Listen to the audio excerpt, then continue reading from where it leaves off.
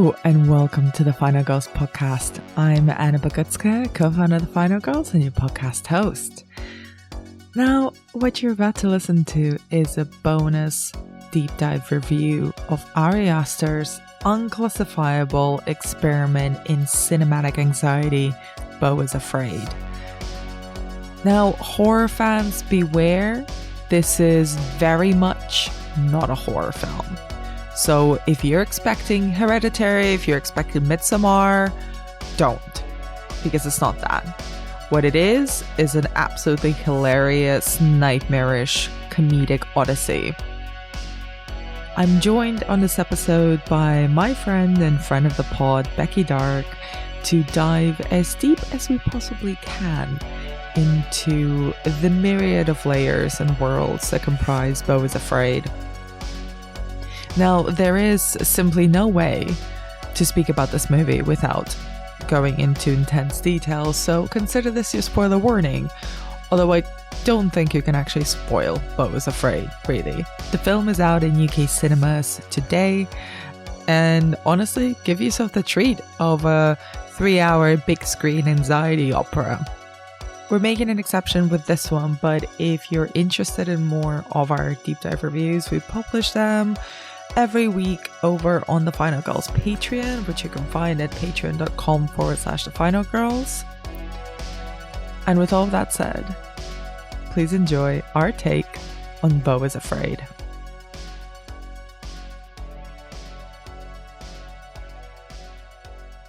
Hello, Becky Darke. Welcome back. Hello, Anna. How are you, darling? Always great. Always energized by talking to you. And what a film we have to talk about. Well.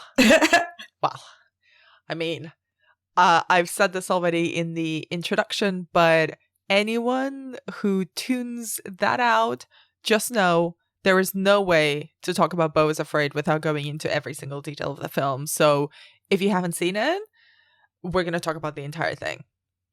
Yeah. You're 100% right. There is no way to pussyfoot around this film. I don't think it even counts as spoilers, but if consider this a spoiler warning. We're going to be talking about the entire thing. Yeah. So, Becky, before we get into it, knowing Hereditary, knowing Midsommar, what was your expectation of Ari Aster's Beau is Afraid? So I was hugely excited for it. I'm a massive fan of Ari Aster, and like Hereditary is my favorite film of the last 10 years. So I was well up for this. And in the run up to release, when people were sort of moaning about the fact that it was going to be long and all of this, I was like, that's fine. Hook it into my veins. 3 hours is, that is quite all right with me. 3 hours of Aster is fine. So yeah, I was excited. Same. As you know, I also am a big fan of both Hereditary and Midsommar. Yeah. I'm just ready to watch anything he decides to put on the screen. I really like some of his short films as well. I love his shorts as well. They are so fucked up. Yeah, and by some I mean just like the ones that I've seen. And I was intrigued by, well, first of all, the poster, which was very fucking off-putting. The combination of Ari Aster and Joaquin Phoenix, who doesn't make light choices. So the combination, and Ari Aster does not make light touch films either. So the combination of two very intense cinematic personalities is just catnip for me. Yes. But then on the other hand, the first reactions, not so much the length of the film, but like the reaction of being like, oh, it's not a horror. I'm like, okay. But is it though? But is it? And, I'm like, since watching the film, and I tried to avoid most things about it before seeing it. I just went in really blind. Same. I went in completely blind. And I've heard since watching it numerous interviews with Ari Aster trying to define it, and numerous critics trying to define Beau is Afraid. And everyone's had trouble. And a couple of things have always kind of popped up over and over again. So how would you, Becky Darke, describe the film to the listeners, or to anyone who is unsure about what it is exactly if it's not a horror film? Such a great question. I describe it as an epic, as like an Odyssey film. I think that is one word that has been used a lot. Like, he goes on this Odyssey in this film. A kind of multi-world adventure, and a dark comedy. Like, I laughed a lot at this film, with this film. Like, it's got such a wonderful sense of humor. And like I say, I didn't know what to expect at all going in. I, like you, avoided so much, in the run up, and like, I wanted to go in blind. And I'm so glad I did, because I was very pleasantly surprised by like how funny it was and how epic it was. No, I've heard the words, a nightmare comedy bandied around, and nightmare comedy is perfect. An anxiety opera, which I really like. Love that. A Homeric Odyssey, great, absolutely. And my favorite definition is probably has to be Ari Aster's own take on it. In an interview, he said it's a Jewish Lord of the Rings, but if he were just going to his mom's house. Which also tracks. Yeah, there is nothing inaccurate in that. Because the plot of Beau is Afraid is very light touch, isn't it? It's a deeply anxious man called Beau, who is about 49, 50 years old, is scheduled to go to his mother's house. And as he's about to leave his apartment to catch his flight, his keys get stolen out of his door, and from that moment on, shit just starts going south very quickly. He receives a phone call at some point from a delivery man. Apparently, his mother has been found dead. Then he needs to go to her house, but this time to attend her funeral. And once again, nothing is simple in Beau's world. And at every single point, there is increasingly intense and operatic issues that arise from him just trying to interact with the world and get from one place to another. So perfect. Absolutely perfect. It's 2 hours, 59 minutes long, which seems also like a very deliberate length. I don't know why. Right. It's sub 3 hours, everybody. Yeah, it's less than 3 hours. Everyone chill the fuck out, right? Chill out. So it feels very intentionally alienating in many ways. Tell me about your experience watching it. I think intentionally alienating is such a great phrase. It's like it drops you into Beau's world kind of fully formed, and it's such a specific vision that Aster has kind of created on screen. Like, the production design is so detailed and incredible, and a lot of the laughs actually come like visually from kind of visual clues and cues throughout the film.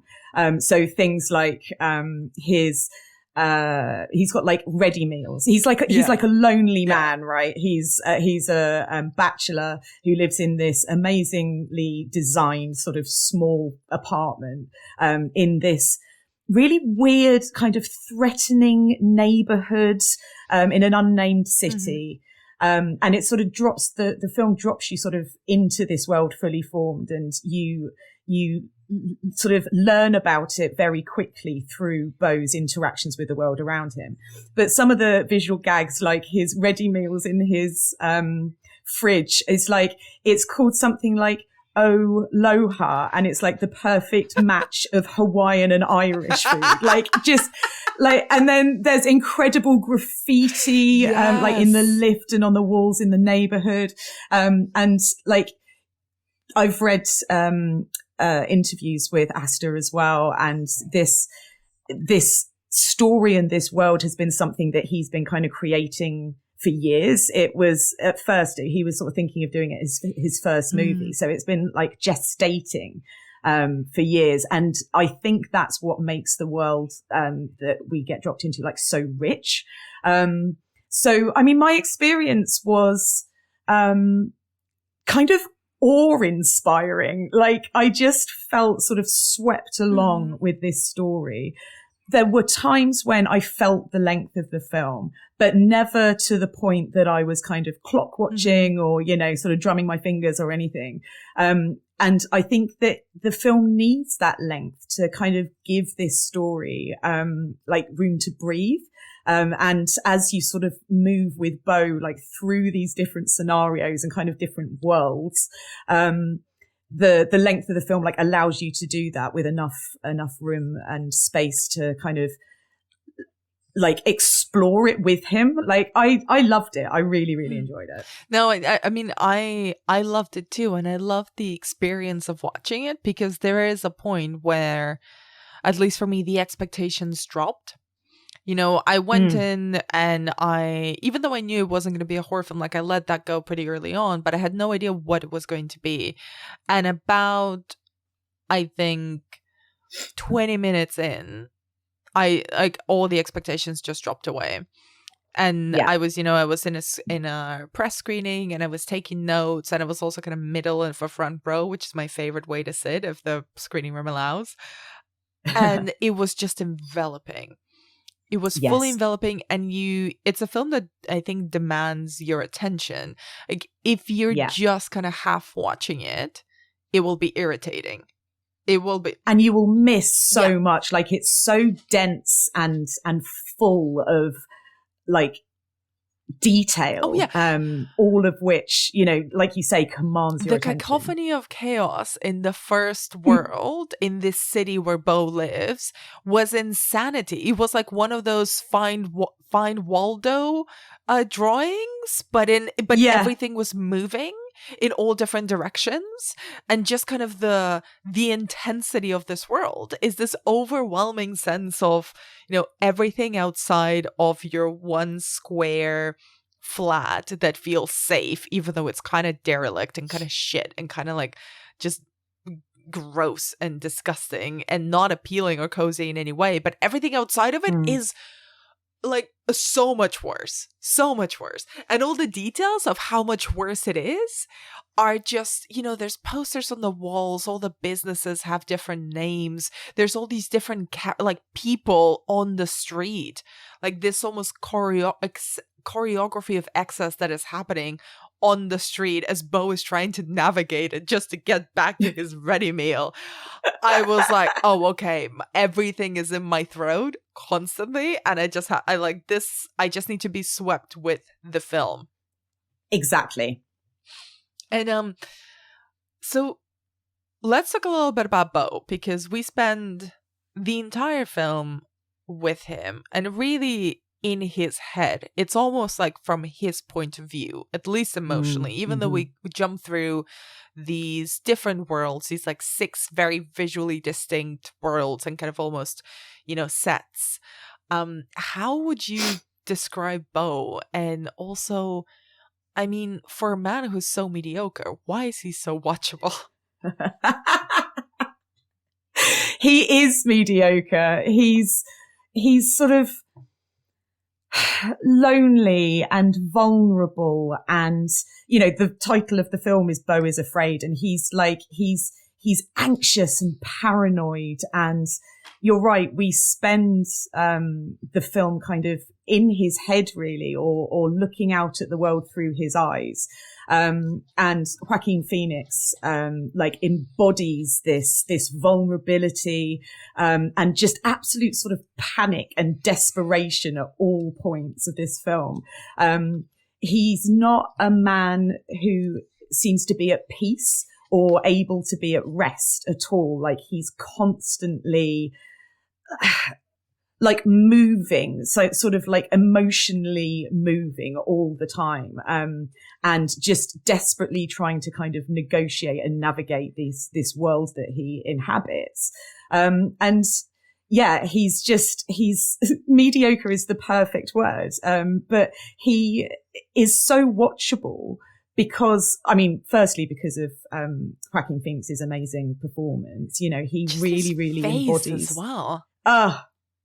Exactly. Yeah. Just like incredibly watchable. And he's funny, like his reactions to these absolutely bonkers situations, escalating situations that Beau finds himself in. His reactions is funny.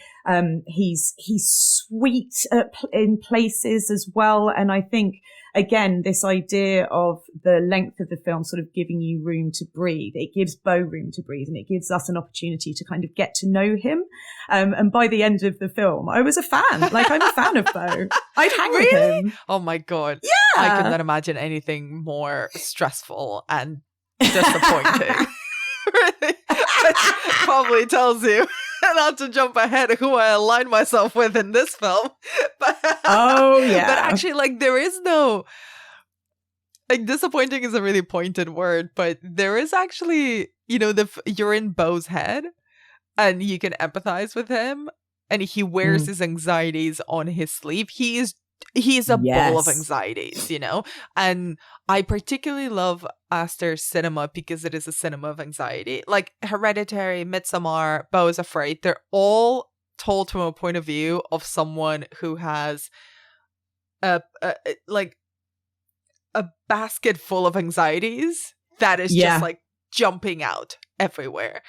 And Beau just takes it to an extreme because he literally has nothing else going on in his life except reveling and thinking and marinating in his fears and his anxieties, and everything is an issue, everything is a conflict. And it's like, is there something wrong with him, or is there someone wrong with everyone else? Is the entire world evil and conspiring against him? Because the film kind of shows us that they are. Like, yeah, that's what I was going to say. Like, you can believe that it is, but again, because we are experiencing it from Beau's point of view, it's hard to tell how much of the kind of threat and the sort of complication of the world and his life is because of him, or as you say, because the world is actually out to get him. As, there's the old saying, isn't there? Just because you're paranoid, it doesn't mean they're not after you. Yeah. Like, and even, in the first world, which is probably my like second favorite of the film, where he's just like legging it to his front door because there's someone who is literally chasing him. Yeah. And then all the little details, there's a news item about a naked stabbing man who's going around, and by coincidence, Beau ends up naked on the street, and people think that he's the naked stabbing man. But no, there's two random naked men who potentially are stabbing people, and then Beau ends up being stabbed by the naked stabbing man. And then hit by a car. It's just like bad luck on bad luck. To focus in on a specific moment from the film, like the reason he ends up naked in the street is because he flees his apartment from being in the bath, and that like his apartment's been broken into and absolutely like trashed, and he gets in the bath, and above him is this like intruder like holding himself up, like hiding but holding himself up on the ceiling, like just above the bath, and then he like falls. Like it's absolute chaos and absurdity. But also before he falls, there is, I didn't count the minutes, but there's like what feels like a full 10-minute sequence. It probably isn't, but it feels like that, of Beau and this man staring each other down, Beau naked in the bath and this man clinging onto the ceiling like in a Spider-Man as his strength like weakens. Yeah, like Spider-Man like pose, droplets exactly. of sweat falling onto Beau, and no one is moving. Like this is a perfect manifestation of what it feels like when you're so anxious that you're just like not doing anything. You're just paralyzed. Yeah, exactly. You're paralyzed, exactly. And he is paralyzed in that moment, and we are sort of paralyzed with him. Like, what is going to happen? What could happen now? How is he going to get out of this? And then like the guy falls onto him, and they sort of wrestle in the bath. It's absolutely like catastrophic chaos for him. One of the things that really worked for me in terms of how this world kind of continuously captures Beau's anxieties about everyone around him is just is the sharp cuts when he sort of falls asleep. Yes. And also it happens all the way in his flat. And then the very brief, always aggressive interactions with everyone else, and the close-ups. Like, it made me think of Hereditary and Midsommar especially in the way that he zeroes in and focuses on Florence Pugh's face. Like, just this close-up of a man in a kind of always in a low level state of anxiety, and then occasionally peaking to a full scale panic attack. Yes. Or just, being arrested and being unable to move. And just having that very, very close up on his face. And Joaquin Phoenix, like, just is so unbelievably expressive in the smallest details, with his eyes, with his face, with, like, even the way he carries himself. I think he's a very physical actor, so his, like, you know what? And I fucking hate that film. But in one of the only good thing about Joker is his performance and the physicality of that performance. And he, like, shifts his body language so significantly with every single role. And it really comes across here because he's, like, someone heavier than he usually is. And it's kind of made up to seem a lot older. And, isn't very used to moving. And you kind of feel that, when there's all these, when he has to do anything, everything is a struggle. He's trying to get out money out of his wallet, it's a struggle. Like, everything is trembling, everything is wrong, or he's completely paralyzed, like in the bath. And the kind of those ways that he chooses to either cut really quickly, do these sharp cuts, or to stay on Joaquin Phoenix's face really close up, or isolate him in the frame where a lot of stuff is going on, and he's like constantly jittering in this world that is moving in all different directions around him. Yeah, you're so right. And Joaquin Phoenix is such a, like, you're right, he's a physical actor. He can do so much with so little, and so expressive. And it allows us to see so much of what's going on inside Beau's head, without it having to be kind of served up to us, on a platter. And you can learn sort of so much about his character just from the sort of non-verbal performance. As you say, as he's just kind of reacting to this chaos around him and whatever sort of bonkers scenario he's like in the present. And I think, Joaquin Phoenix, he really picked apart the script, and, he was so keen to embody Beau, and, had a lot of input into how he dressed and how he spoke. And, he speaks in this sort of very quiet, sort of like vulnerable, sort of almost boyish. Yes. Right? Yeah. He is boyish, very much so. He feels sort of childlike. And, a lot of that is sort of embodied in this vulnerability in the role. And Phoenix, you can see the time that he has taken to embody Beau, because, as I say, and as you say, like, just an expression or a movement, an interaction with the world around him, just seems to kind of come so naturally. Like, he's extremely sort of convincing as this absolute bundle of anxiety. And yeah, he sort of, that comes across so much whenever he is like moving and speaking. Yeah, it's just amazing. It is such a specific brand of unhinged, right? And for so long, like, I think it is actually a big testament to the film and to the performance, how much he carries our attention as he moves through kind of all these different worlds, right? But I mean, he carries the film, but let's talk a little bit about the supporting characters that pop up.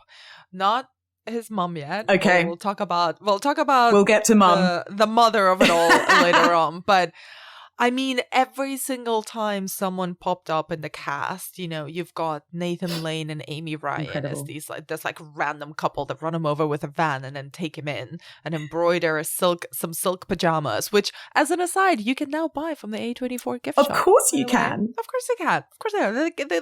The absolute royalty of film merch at the moment.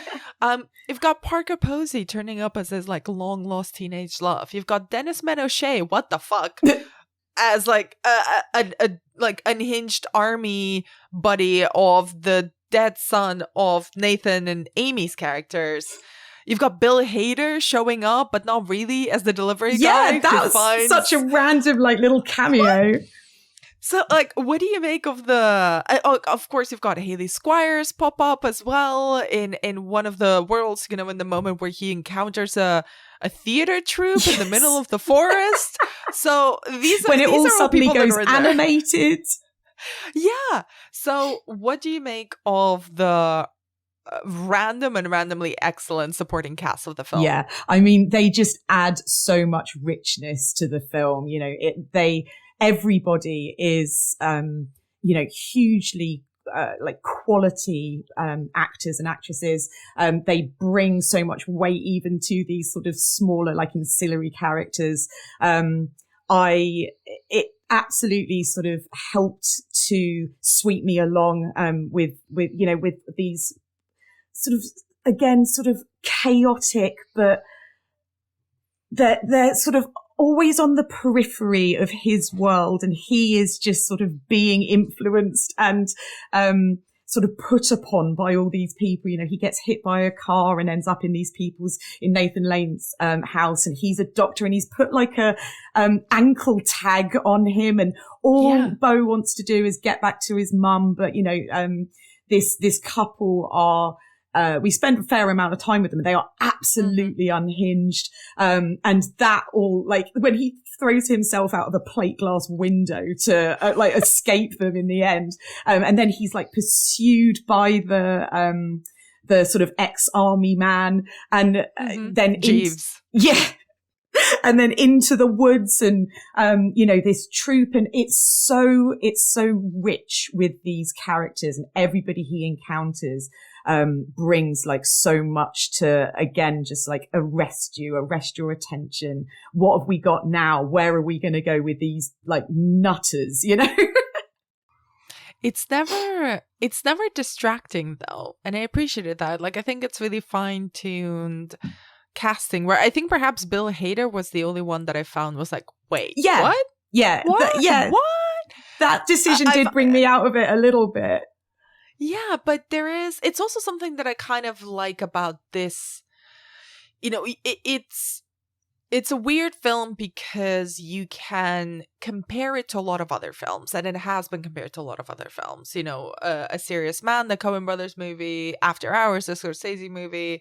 It made me think of it's not a good film, but Interstate 60, which is a random, again, like road trip movie with Gary Oldman and James Marsden. You know, it's been compared to like Tom Green films, and there's this absurdist level of comedy and of just like things happening and everybody showing up to play these really outsized characters for about 5 minutes and then disappearing. And that makes sense in this world. That's that kind of, it's not stunt casting, but it is sort of, you know, what familiar face can we... I think they play this role of almost making this a world that we can... Sorry, let me rephrase that. They sort of play a role where we can anchor ourselves to them because nothing else in the world makes sense. That is such a perfect way of putting it. Yeah, absolutely. Like, it's like, oh, there's Nathan Lane. Like, he's got us. We're fine. Nathan Lane's here. Yeah. And again, just like, the sort of the weight of these performers, then, like, you're right, it sort of grounds you while everything else is up in the air around you. And like, what are these worlds that we travel through? So we had the city where we start, and then we move on to the house of Nathan Lane and Amy Ryan. Where else do we go? So we go into the forest. So he sort of flees the house, and then he's sort of open to the elements, and finds this troupe of, as you say, like sort of theatre performers, who he sort of gets swept up in this performance and this story that then seems to be about him and his life and his family and his father and his kids, and this sort of weaving of this story around him, and this is where the sort of the style of the film, as you said earlier, each of the worlds has this very sort of distinct visual style. And it's in this forest that we sort of find ourselves like in this animated world with Beau sort of moving through it. And really sort of beautiful, sort of almost like sort of ethereal animation that sort of sweeps us along in this story. It's really beautiful. We also find ourselves on a like cruise ship when we flash back to Beau's childhood. Oh my God, yes, the flashback. Yes. So we learn a lot more about his very complicated relationship with his mum, like through these flashbacks. And we also, this is where we meet Parker Posey's character, the sort of love interest, but as like a kid. And he sort of becomes absolutely smitten with this woman, and she's sort of his one love that he's never forgotten about. And I think it's quite important to say, like, he's a virgin as well. We were talking earlier about him being sort of childlike and boyish. And he sort of, this virginity of his, like, really plays quite a pivotal sort of plot point, and seems to sort of engender so much of his anxiety. Like he's so pent up, and he's got this like physical ailment because of it. Basically, Anna, he's got massive balls. Which we catch a glimpse of at least once. Okay, can we do an aside about the massive balls? Yes, please. Because you and I had this conversation after the screening. Yeah. So we, a little glimpse, we were going to go see this film together, and that did not end up happening. You went to see it, and then we hung out a little bit before and then afterwards, because we were at the same screening. Yeah. And I think one of the first things that I told you when we were alone afterwards was like, when did you start noticing the giant balls? And I said it was when he gets in the bath, and you said you see him like, do you see them before that? You don't see them, but I started noticing when he's walking, clothed. Oh God, yeah. And I started, again, I don't know, we've all got our psychosexual demons and shit, okay? Beau has many. I'm sure we all do. So anyway, I don't know what it says about me, but I started noticing the giant balls through his jeans when I was like, wait, that is disproportionate to his size. I mean, his size as a person, not the size of anything else. And I was like, that's surely deliberate. Yeah. Why did he give him giant balls? What is that? What role is that going to play? Turns out, huge role. Turns out, massive role. Nathan Lane tells him he's got like hugely enlarged testicles, which is a medical problem. And then turns out that he's never come He's never in his entire ejaculated. life. He's never ejaculated, Anna. So it's all just in there. It's all in there. It's been 50 years. I do not know if this is medically possible. I shall not be Googling it and ruining my algorithm. But this is like a very on the nose Freudian thing. I'm sure our mutual friend Mary Wilde will do an amazing commentary about this element of Beau is Afraid. But like, yeah, it's also, we get more balls down the line. Boy, don't we? Do you want to talk about the penis monster, shall we? So again, to give you an insight into my viewing experience of this film, I always take notes when I'm watching films, and I was taking notes during Beau is Afraid, and the last thing I have scribbled down in my notebook is all caps giant penis monster, and then there was no more notes. No more notes, because frankly, what else was there to say after we go into Beau's mother's attic. What is it with Ari Aster in attics? He's got a real thing about it. And well, you can think about it as like, it's the, our subconscious is the things we hide way up in our brains that we don't access, but they're still there. And they do have a knock-on effect on everything else. And this is where she keeps Beau's dad? Question mark? Or twin? And twin. And my soul left my body at this point of the film. I was like, oh, okay, this is what we're doing now, is it? I had no idea what to think. All of a sudden, all bets were off. And the absurdity of the entire endeavor of this film just came crashing into me in that moment. But also, it's like the giant monster on the final level of a video game, right? Yes. It's like exactly that. The big bad, the final boss. Yeah, exactly. Because, Beau has been fed this idea his entire life that his dad and his dad's dad died upon ejaculating. Yeah. So his conception is the death of his father, which, I'm not a psychotherapist, but if anyone's listening who is, do message me your thoughts on this film. But, he's gotten his idea that if he ever has sex, he will die. He will die immediately. Yeah. So then him killing this giant penis is a way, killing his dad, killing his fear, addressing his fear of his own penis and his own sexuality. And that is visualized via a 16-foot circumcised penis with eyes and teeth and little T-Rex arms. Little T-Rex arms! Little T-Rex arms, and it's got a giant ball sack, that is, I guess, his legs, but... then there's many other small penises kind of coming out of the balls. Oh my God, I didn't notice that. So I think that's what was in the original description. I went deep into the giant penis monster creation. Of course you have.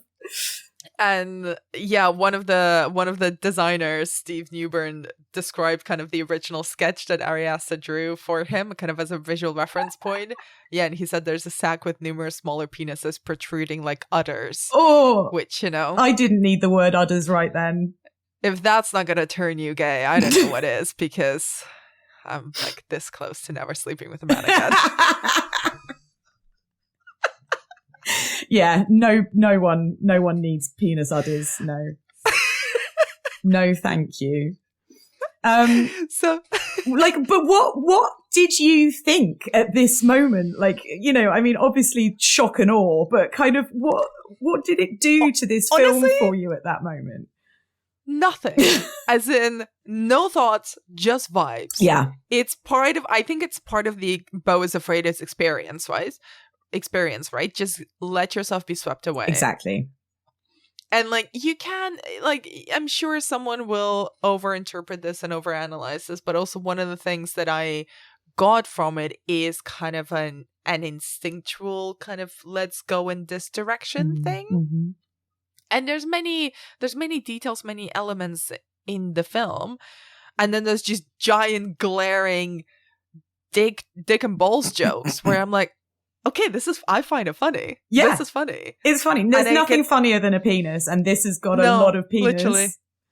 Literally. And you know what? I appreciate that kind of juvenile humor. 100%. I love it. Yeah, absolutely. And because of the absolutely chaotic nature of this film, that, like you say, we've been sort of swept along with for probably 2.5 hours by the point that the giant penis monster appears, because it's so chaotic and absurd, and funny and sort of fantastical. It should maybe feel out of place and weird and what the fuck, but it was all of those things, but it also worked. And I respect that so much to be able to have this kind of confidence and vision to put this moment in your film that otherwise up until that moment, like I say, like fantastical, but not kind of to that level. And then all of a sudden it goes to a whole new level. Yeah. And, we've sort of jumped way to the pre-ending, but we've jumped over the mother of it all, Mona Wasserman, who is played mostly by Patti LuPone, who, deserves a moment of gravitas and silence because she's Patti fucking LuPone. I knew she was going to be in this because she was on a cast list, but there's something that surprised me about her characterization. So what did you make of her, appearance? The mother is such a like presence throughout the film before we even meet her as Patti LuPone. We hear voicemail messages from her to Beau about his visit, and she's sort of saying that he's the light of her life, and you get this impression that it's quite a sort of suffocating relationship, and it like she's toxic, like she is sort of hovering over his life throughout the film, and he believes for the majority of it that she has been killed by a chandelier falling onto her head. So again, we've got Asta with the decapitation. He loves the decapitation. He loves it. Let the man live. Yeah, like we've got, what did I say to you after I saw the film? It was like Fulci's got a thing about eyes, Flanagan's got a thing about hands, Asta's got a thing about heads. Like he just has to lock them off. So, we spend, and Beau spends most of the film believing she's dead, to the point that this sort of elaborate ruse, because she is basically punishing him for being a bad son. And, sort of not turning up to this visit that he's supposed to because he's had his keys nicked and his world's fallen apart around his ears. And he misses his flight. And she sort of creates this elaborate, punishment for him where there's a funeral and a headless body in a coffin. Who is her housekeeper? Yes! So she's murdered someone to pretend to be her. And paid off the family. The housekeeper agreed to be decapitated because Patti LuPone's the mum was going to give her family all of this money. I admire the commitment to pettiness. Oh, yes. I really do. Yeah. Fuck yes. Patti LuPone. Yeah. So, and it's a instantly iconic portrayal and performance. She is, we've used the word a couple of times, but absolutely unhinged, and suffocating to the point that, you absolutely believe and you, sort of come to understand through the flashbacks and through their interactions with each other and Beau's reactions to everything to do with his mum, that, she is at the root of so much of his anxiety and fear and paranoia. And it's the ultimate version of the sort of overbearing mother. She reminds me of Mrs. Bates to a certain extent, that sort of level of, absolute kind of control and influence on her son's life. Mm-hmm. It's really interesting because I've expressed before that I kind of align with her, almost with her intense disappointment in her son. Yes. But then through the flashback, through kind of, when we see younger Beau, played, by the way, by an actor who, I don't know if you, just as an aside, I don't know if you had the same experience, but I thought that the young actor who played young Beau was a CGI version of Joaquin Phoenix. Did I? When the cast posters came out, it was around that time where everybody was using that AI app on their phones to make themselves look beautiful and posting it all over social media. And it sort of makes you look like an elf and it makes you look like, an anime and all of this kind of thing. And it came out weirdly around that time. And it looks, this kid looks like an AI generated It human. does, just unbelievable casting. Yeah. But there is, like, she ruins him and then she blames him for being so profoundly mediocre. Yes. And I found something really surprising about Mona as a character, because I mean, I don't know, again, I think this is all intentional. When we just hear her voice, she is so guilt trippy. And so, you know, like, oh, okay. You'll make the right decision. I know you'll do the right thing. I believe in you, sweetie, but you know, I will also remind you every second of your life that you missed this occasion. You know, I do everything for you and you cannot do this one thing. This kind of like, you know, very toxic parent style of, you know, passive aggression. Yeah, exactly. Yeah. But I sort of imagine not a titan of industry, super wealthy type of mother, like classy, elegant, wealthy, absolutely savage, really, you know, cutting in every single way.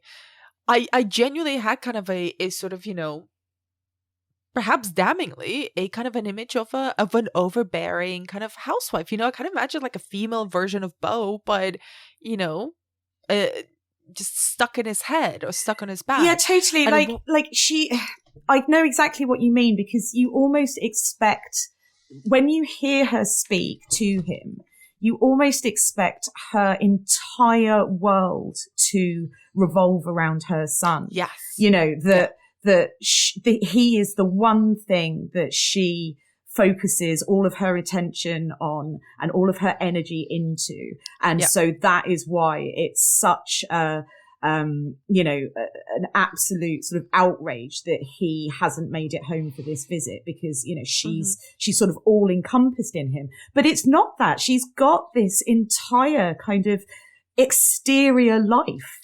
So it's actually amazing when you learn that she isn't just completely, sort of single-mindedly on Beau. She's got this like you say, you know, she's a titan of industry, and she runs her own company, and she's got this big, beautiful house. It's not that she sits there in front of the TV waiting for him to call every night. Yeah, absolutely. And that was surprising. And it made Beau's inability to function even more, it made his mediocrity even more mediocre, if you know what I mean. Absolutely. Like, even though she puts all of these weird ideas about himself in his head, and she's breathing down his neck, and through just this beautiful sweeping, you know, shot of her wall in her immaculate house, I should say, we just see how much she's used him in her massive business. And you can see how she's like ruined him. So, but all of his, you know, terrible flat, his, you know, terrible ready meals, his horrible kind of like, you know, you imagine this, what's the word that I'm looking for?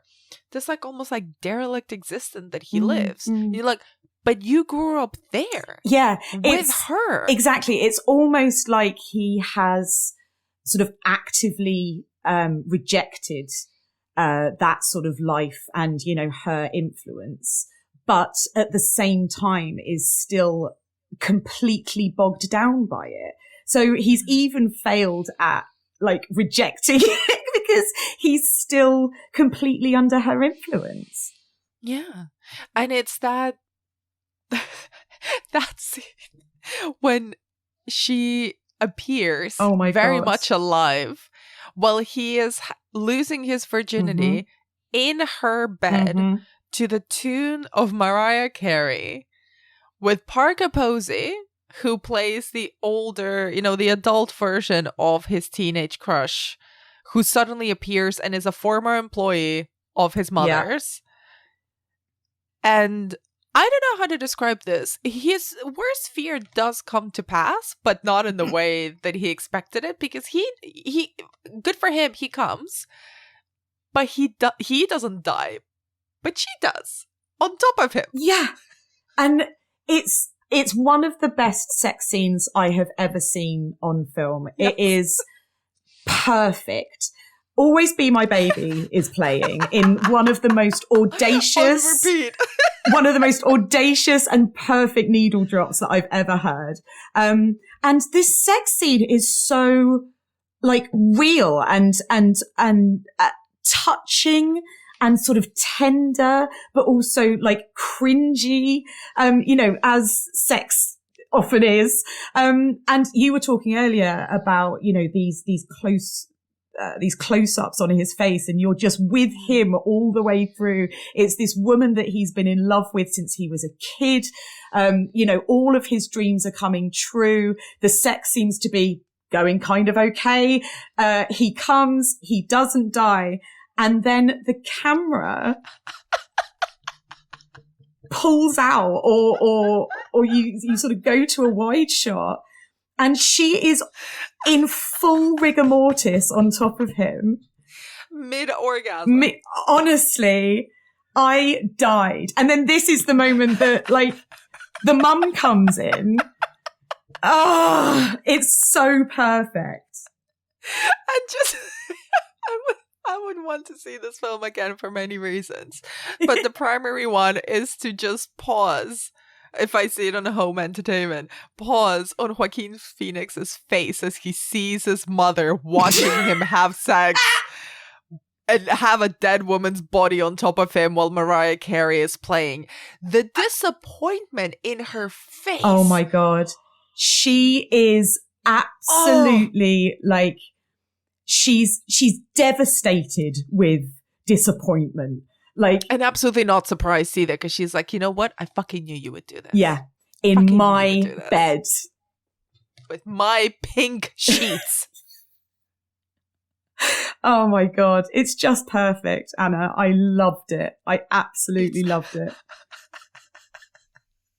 I cannot get over it. It is literally, it's a Freudian nightmare. It's the moment, absolutely, that has played over and over and over in my head every time now that I think about this film. That is the standout.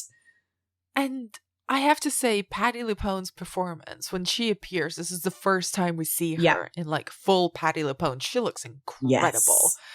And she is so scathing and plays it so straight. And she said since then in interviews that she didn't realize it was like a funny film. She played it completely straight. She thought it was the best role she's ever been offered in film, on screen even.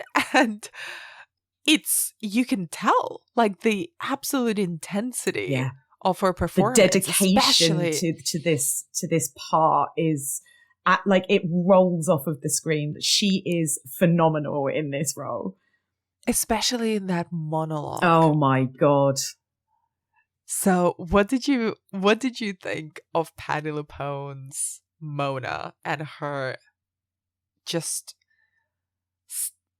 I don't know what adjective to use here, because it is like earth-shattering, her monologue. Yeah. I mean, she just plays it to an absolute T. As you say, she plays it completely straight. It's almost camp. She plays it so straight amongst all of this absurdity. And, considering what she's got in the attic that we find out about, the monologue, as you say, is absolutely earth-shattering. And I don't even really want to say too much about it because it needs to be experienced.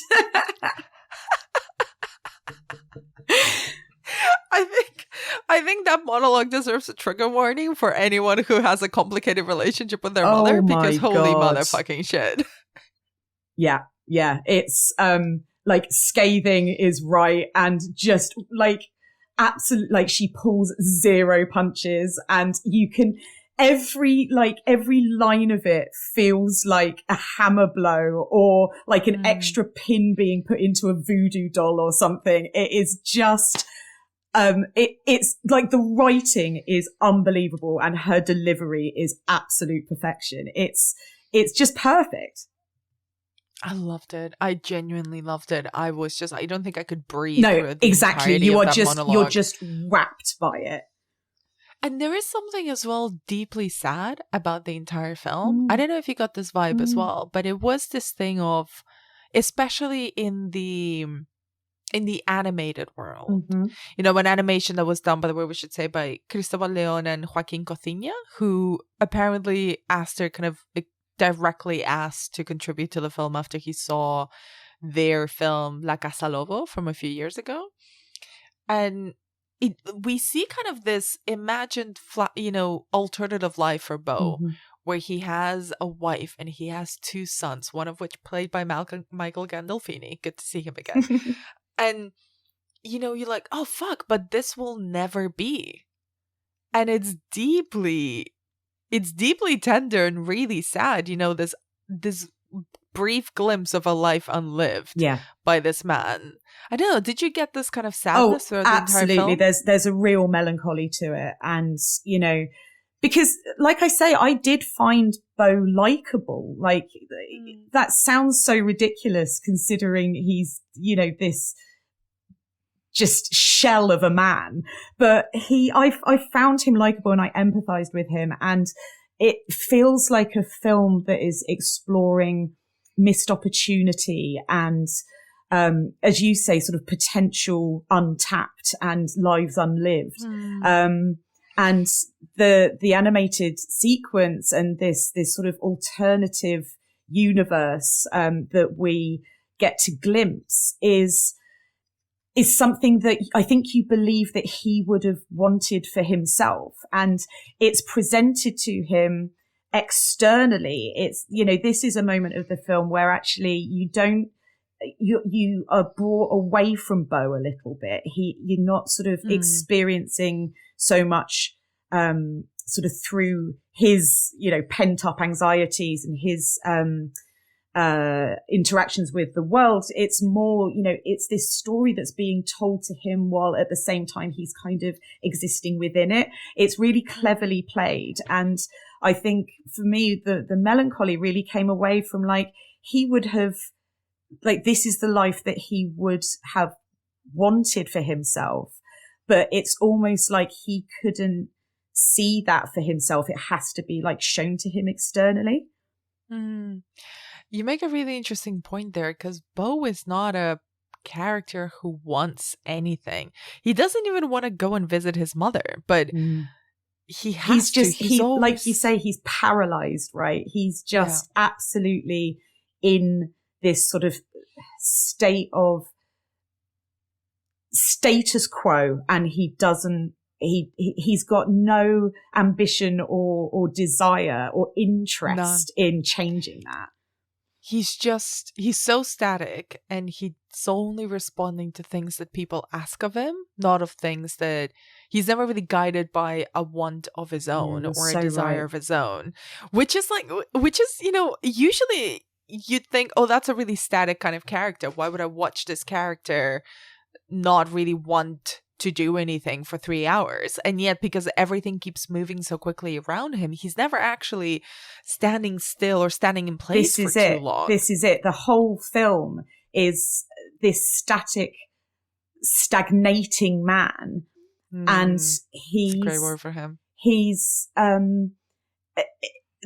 this idea of it being a nightmare comedy this is his worst nightmare. The world keeps encroaching on his life. Like, he keeps having to do stuff. Yeah, exactly. And even, he didn't want to go on this visit to his mum, and she's died. And so he has to go. He has to get back for this funeral. And you feel, his sort of panic and desperation to get back, but that it's something that is absolutely being imposed upon him. It's not anything that he's doing out of choice. And I wanted to ask you about the final world we encounter. This like Kafkaesque trial that Beau is put on. What did you make of the ending? And more specifically, what did you make of that final shot? How long it goes on for? Yeah. And is that a final fuck you to the audience in the best possible way. Yeah, what you mean? Like, we've basically followed him on this epic odyssey.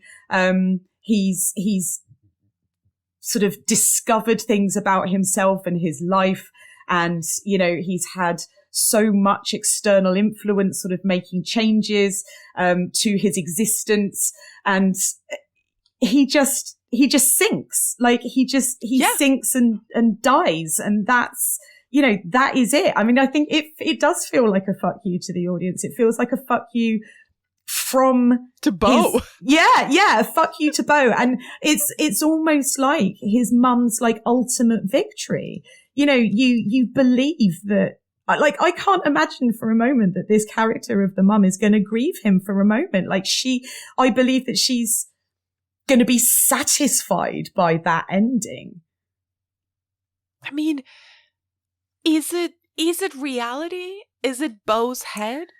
Is it clarifying? Does it matter? Yeah, I mean, does it matter? I mean,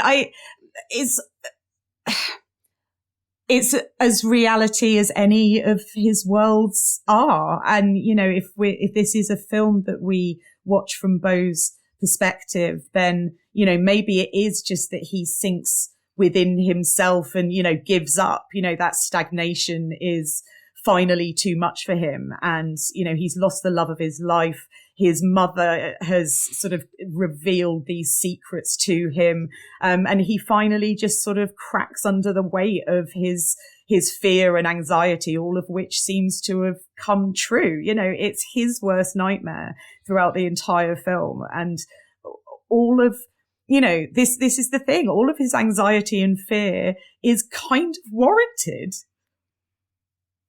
Yeah. And it's kind of his worst, as you say, his worst fear come to pass, where everything in his life, small and unimportant as his life is, really, everything is still controlled by his mother. Mm-hmm.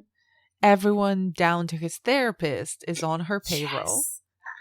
Everyone is there looking at him, looking down, physically down on him. Yeah. Judging him. He's put on a literal trial in this cave. He's floating in this, like, deathly lake or river on this little narrow boat. And it's like, the only option is to sink. Yeah, he is literally adrift in that moment. Like, literally everything has come to a head. And like you say, like, what choice does he have left but to sink? So, I mean, it's a surprising ending in a lot of ways. And then in others, it's like, it's kind of inevitable, this inevitability of this man just crumpling and sinking under the weight of his own existence. And also, and I've read this somewhere, and I think this is a very, like, psychosexual interpretation, but it holds weight as well, because we start the film with Beau literally being born, so coming out of his mother's womb, and then everything becomes like a struggle. Yeah, and everything goes downhill, and everything is shit since the moment he is born. And then, in a way, by sinking into that dark lake, he's going back into his mother's womb, which is the only place where apparently he was happy. Yeah. Yeah, it's perfect. It's the ultimate regression. And finally he's, he can, I guess, just sort of crawl back into, like you say, this one place where he was kind of safe and calm, and like before he started living life. He goes back to the ultimate kind of darkness, which you sort of believe he'll finally be at peace. I don't think he'll ever be at peace, to be honest. I think he'll find a way to be anxious. Yeah, you're so right. That's so in true. Hell or wherever he is. And before we start wrapping up, I did want to ask you about kind of the reaction to the film. because it's been, divisive as the world that has been coming up over and over again when talking about Beau is Afraid. Its duration has been divisive. The fact that Aster has kind of deviated from horror films has been divisive. The film itself, its surrealist nature, its picaresque structure, everything about it has just been love it or hate it, or very much like, I don't know what I've seen and it's made me feel uncomfortable, and because I'm uncomfortable, I'm going to lash out. So I was wondering, what do you think about other people's reaction to it? It's been it's been quite violent in some instances. Yeah. It really seems to have hit a nerve with people. And I don't know if, that's just people who have got complicated relationships with their mothers, difficult family lives, particular anxiety disorders. But it seems to have really hit a nerve, amongst the audience. And I know people, who, like us, absolutely loved it. I've heard a lot of people saying that the kind of first part of the film when you're with Beau in the city and in his apartment is kind of the strongest, and then it goes downhill. It sort of becomes a bit meandering. I think Aster's made something really kind of deliberately challenging and provocative. And, so if that's what he was going for, it can only be called a success. I'm not going to speak for him, but I think it is. And I'm always intrigued by films that are kind of so aggressively divisive. Yeah. Because I've spoken with a lot of people after seeing it who were like, if someone who really liked it, and it's like, if someone really likes it, I'll agree with them. And then at the same time, in the same breath, will say, if someone really hated it, I can also see their point. I get it. I do get it. Yeah. It's not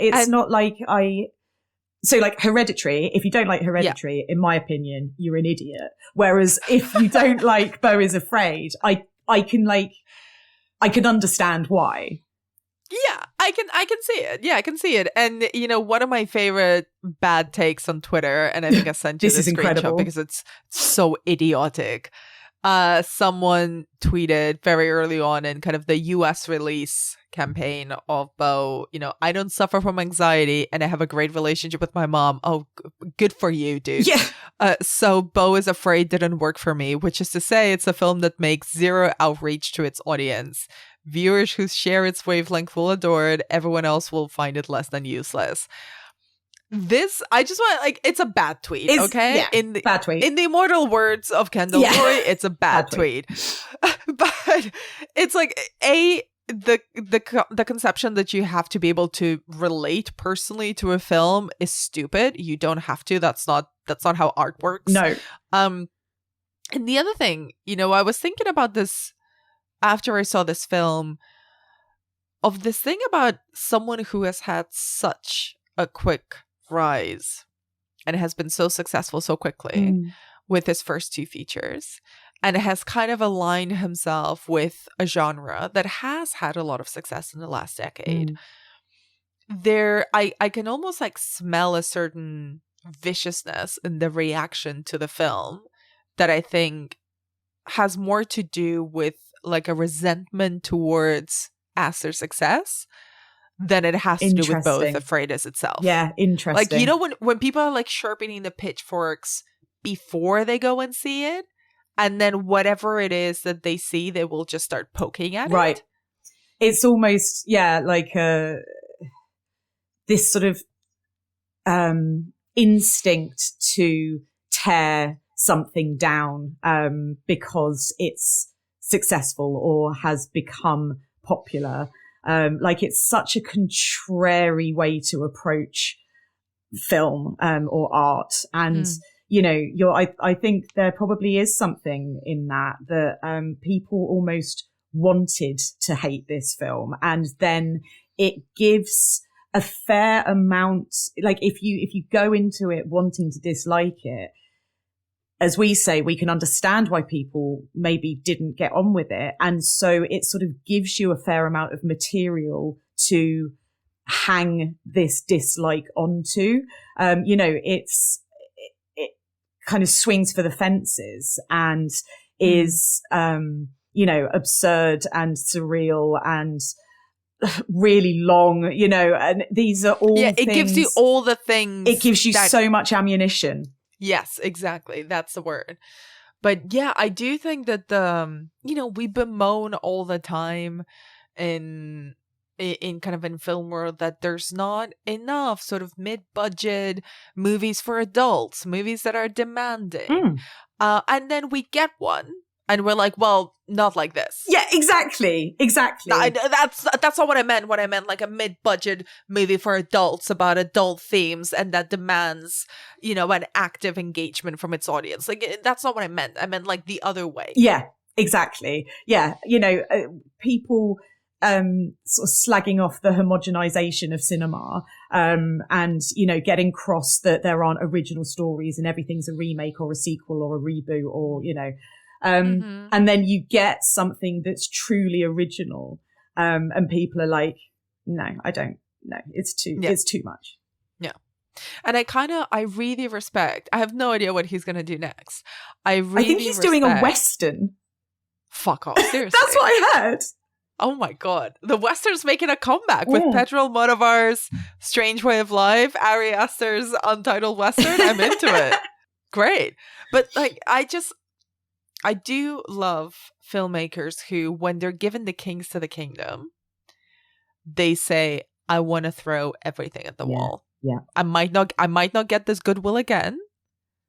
This is how I'm gonna, in his own words, this is how I'm gonna spend the goodwill. Like, I'm gonna ruin the goodwill that I've earned with two very successful movies. And again, like the audacity of it, I respect it. I really do. This is an audacious film. It's confident and ambitious, and I loved it, and I think like largely successful. It knows what it wants to be, and it really fucking goes for it. And we've been extremely complimentary because we both love the movie. But is there anything for you that kind of didn't quite fall into place with it? I think it did peak, and then trough and then peak again for me. Those sort of the bit in the forest, as beautiful as it looks, and as sort of stylistically impressive as the animation and everything is. There was something that slowed for me there. And I know, we've discussed it, this idea of kind of looking at a life unlived and this sort of melancholy that section of the film brings to Beau. But for me, it did start to drag a little in that portion. But then, you get to the funeral and the sex scene and the reveal of the big penis monster, and I was all back in. So yeah, for me, like if I did sort of feel the length of the movie, that would be the kind of section that I thought I sort of struggled with more. But then again, it still has a lot of merit, and I appreciated that the film was as long as it was, as I say, because it allows these worlds to breathe and for you to sort of really get to spend this time on this adventure and this odyssey and this journey with Beau's character. So yeah, I loved it on so many levels. So would you recommend people go check it out? Feels like a loaded question, even though it's very simple. It's such a simple question. Like, would you recommend it to people? Yeah.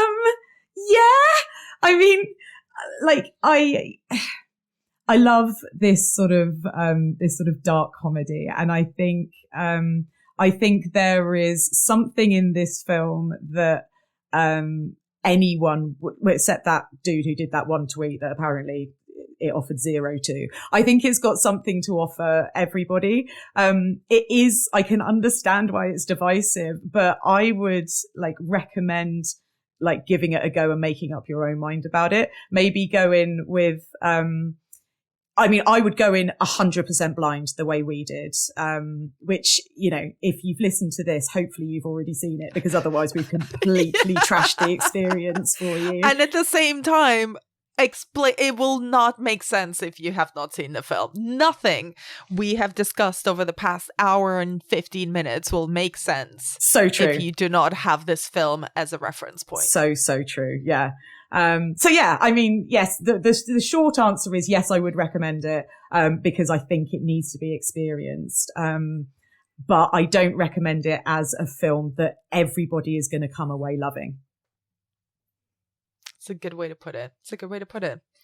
Becky, is there anything that we haven't touched about Beau is Afraid that you wanted to bring up?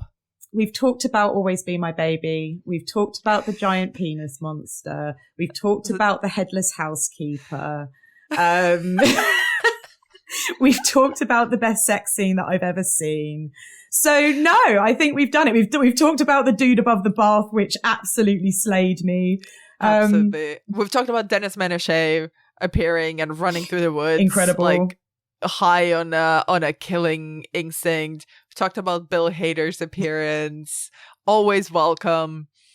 We've bowed at the feet of Patti LuPone. Honestly, she could spit in my face and I'd say thank you, Patti LuPone.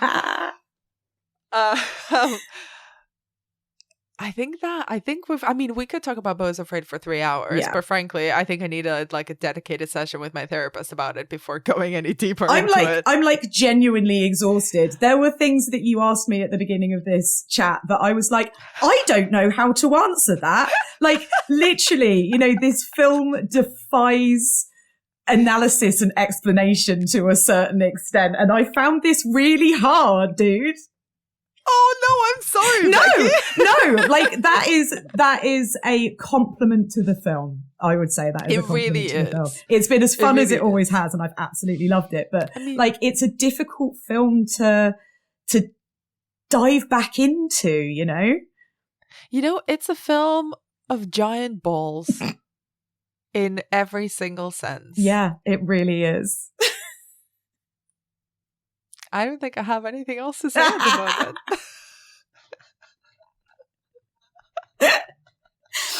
Yeah. Shall we leave it on the giant balls? Let's leave it on the giant balls. You know, they've taken up so much space.